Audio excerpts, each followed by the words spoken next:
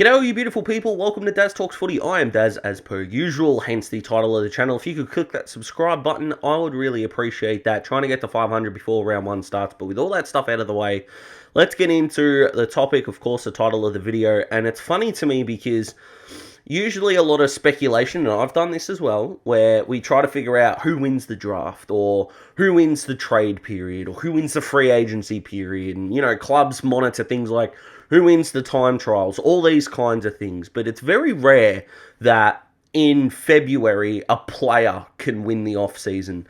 But Sam Walsh has done that, and he's done it in a few ways. So let me explain. For those of you that don't know, a couple of days ago now, Sam Walsh signed a 4-year deal to stay on at Carlton until 2025, ending speculation about his future really quickly, which, number one, other AFL players take note, because putting it off until the end of the year doesn't show a lot of faith in your footy club. Sam Walsh has got faith in Carlton. And if we look at Carlton's history, there must be something pretty special going on with Michael Voss and their assistants for someone to go, no, I'm really happy where I am now and really happy where I am going forward, considering players at clubs that were doing better at the time have held it off, created unnecessary headlines, created unnecessary probably content, if we're being completely honest, and going from there. So a huge props to Sam Walsh for one, but my God, this is clever. So in 4 years' time, he's going to be 25 years old. Well, at the end of the season, I think he'll be 26. So he'll be 26. A free agent, because he'll have 8 years in the system. So he's given Carlton 4 years to figure their shit out. Brilliant. It's enough time for him to go, I want to be here as a one-club player, but if I hit free agency and we're nowhere closer to the promised land, why am I going to stick around? I'll be 26. I'll be hitting my prime. I want to go somewhere that can win me a flag. Now, if Carlton have the progression that we think they can, and they have a couple of good off seasons and stuff like that, start making finals potentially this year, then Walsh is going to go, you've got me for life. People might offer me more money, but if I see the direction the club is going, I'm going to stay. That's what that tells me, because he's signed now.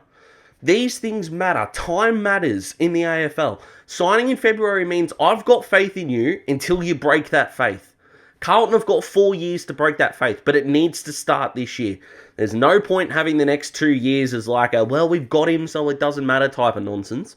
You put the things in place now. And can you put this much onus on one player? Yes, you can when it's Sam Walsh, because you've got Walsh, Wiedering, Cripps, McKay, Curnow. That's a spine that you can work around magnificently. They've already brought in Chera and Hewitt. We know that. They've got pieces, Carlton. This mental fragility that they've shown over the last, since pretty much 2013, has been what's held Carlton back. Sure, they've made mistakes when it comes to drafting and free agency and all these types of things, but at the end of the day, role players can do big things coached well and in a good environment, which is why I think Michael Voss was a fantastic appointment.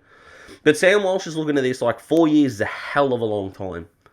Let's get this machine working now, because in 4 years' time, if he hits the free agency market, they're going to offer him 1.2 or more, I should say. And it's probably going to be Geelong. Local boys. I don't know how he'd go moving away from Victoria. Don't know anything about Walshy at all.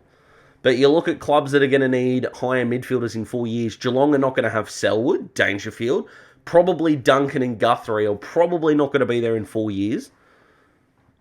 So who's next? Generation Next might be improved greatly, but they're not going to have Hawkins either.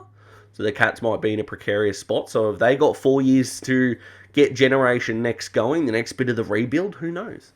But at the end of the day, signing in February gets Walsh in a position where he has all of the power. Get your stuff into gear and you've got me for life. Because he'll probably sign a 6, 7, 8 year deal like we're seeing so much in the AFL, which, by the way, controversial opinion, I hate. I do not believe anyone in this league should be on anything more than a 5-year deal. And 5-year deals should be for the top 1%. I don't see any point in locking down someone for that long in an environment, in an AFL society where contracts, if we're being honest, if a player is determined enough, don't mean jack. Because they can be broken. So what is the point of trying to get someone down for 8 years where potentially after year 3 they could go and really work hard to get out of that deal.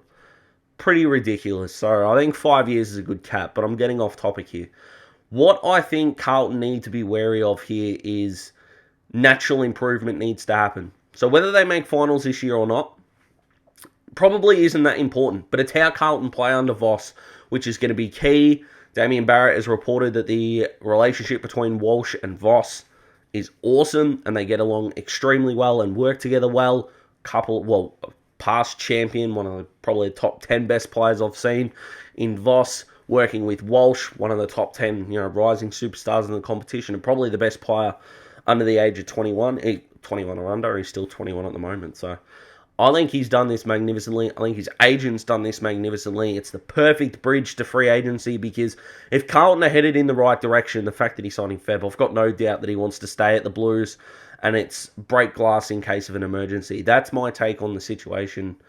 But that's it, guys. Nice, short, sharp, punchy video today. Comment below. Let me know what you think. I really like doing these kinds of videos without a whole lot of editing, notes, cuts, all these types of things. Sitting down and getting a chat about footy is what I love doing. If you enjoyed the video, I would really appreciate a like. If you haven't subscribed already, please do so. Comment below. Do you think Walsh will stay at the Blues? Will he be a one-club player? Will he move on at the end of 4 years? Will he win a Brownlow in the next 4 years? Personally, I think that he will, but I don't think it'll be this year. Weird Tuesday upload, I know, but hey, maybe that's just the way of the world at the moment. Can't wait to see you in the next video, guys. Tomorrow, we've got the West Coast Supercoach preview, which I can't wait for. Maybe another video on Thursday. We'll see how I'm going. I'm just loving producing content at the moment. Stay safe, guys. Be well. I hope you're having a fantastic week. Goodbye.